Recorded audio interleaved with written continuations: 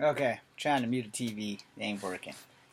So this will be my last video because I might not get a chance to make another video before work. So apparently these two American kids went over to a foreign country and killed a police officer doing a drug bust gone wrong. There's so many things wrong with what I'm about to say right now. Alright, first off, as Americans, we have to understand that when we go to other people's countries, we need to respect their country. We need to respect their laws. We need to know their laws before we touch down on any country. I've only been to one country in my lifetime outside of America, and that's Canada. Their laws are pretty much like ours. And I made sure to ask questions before I go to Canada, before I do something stupid. Laws that like affect me directly. Speeding, you know, um, robbery, statutory rape. Laws that I know that I'm bound to break, not if I have the right information. I know, you're all thinking, you just brought up statutory rape. Yes, I did, because I'm one of those guys that will damn sure ask a chick for her ID. And they be like, why would you ask me for my ID? Okay, you know how they say they're growing big in Texas? They're growing big in Canada too. The first time I went to Canada with the wheelchair basketball team, I met this chick. I was like 25, I think. I was between 23 and 25. And she was like 15. And her dad liked me and everything. And we were pen pals, but I only wrote one letter to her, and she only wrote one letter to me. And I hope she's fine wherever she is. I hope she's happy. But I was like well into my 20s, and she was like 15. And I mean, she was googly eyed and all over me. And I liked the girl, but age is not just a number, no matter where you go. If she's not legal, your ass is going to jail. So her father was talking to me, and he's like, "Yo, dude, I know this is like not a thing for y'all Americans or whatever, but how old are you?" I said, "Oh man, I'm almost like 28, 29. I don't remember. I know I was in my 20s." He's like, "So how how do you feel about my daughter?" I said, "Your daughter's very beautiful," and she was. She was one of the most beautiful white girls I've ever seen in my life. And he's like, "Would you like to date my daughter?" And I said, "Sir, I would love nothing more than to date your daughter. There's just one fucking problem. I'm way too old for your daughter." He's like, "What?" I was like, "Dude, I just look young. I'm like almost 30 years old or better." He's like, "Really?" It's like, "Yeah." He's like, "Well, if I consent to it, you're fine." It's like, "No, because I'm from America. And I ain't come to your country to go to jail for some illegal shit. I don't give a damn if you consented to it or not." And he was a cool dude. He wouldn't have minded me because I was a nice guy. I wasn't disrespectful or anything. And I was like really gung ho about everything. But when it came to his daughter, I was like, "Look, your daughter's very beautiful. She deserves somebody far better than me." He said, "That's exactly why I'd rather you date her than someone else." I was like, "Man, statutory rape laws, they're a really hard case, and I'm not going to jail." He said, "Your daughter's very beautiful, and she will find someone. Trust me, she will not have a problem finding any man. That is not a problem." He's like, "Oh, you think she's that pretty?" I said, "Oh, she's definitely that pretty. But your daughter's 15. I'm almost 30. I'm in my 20s. I'm like 2025, somewhere in there." I was like, "That's just not going to work out.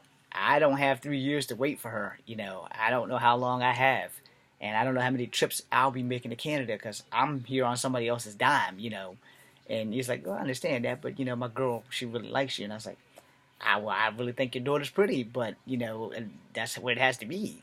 I'm not going to jail in a foreign country for doing something that I knew better than to do." And we did write, we did talk, and I have the letter somewhere. I kept it, just so if you're watching, I kept it. I'm not revealing your name. I kept it. You may be happy now. I hope you're happy now.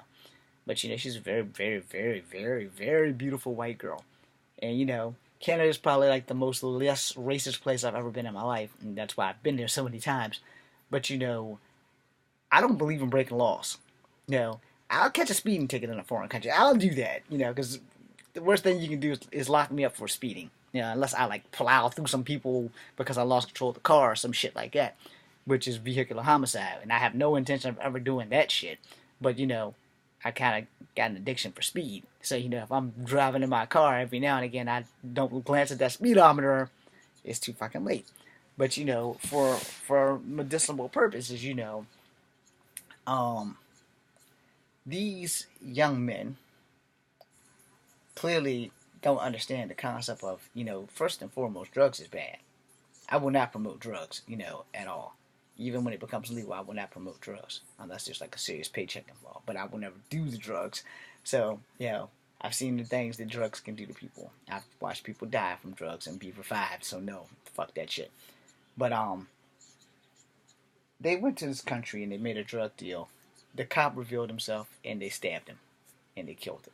And you seen the pictures. They got the kid blindfolded or whatever and whatnot.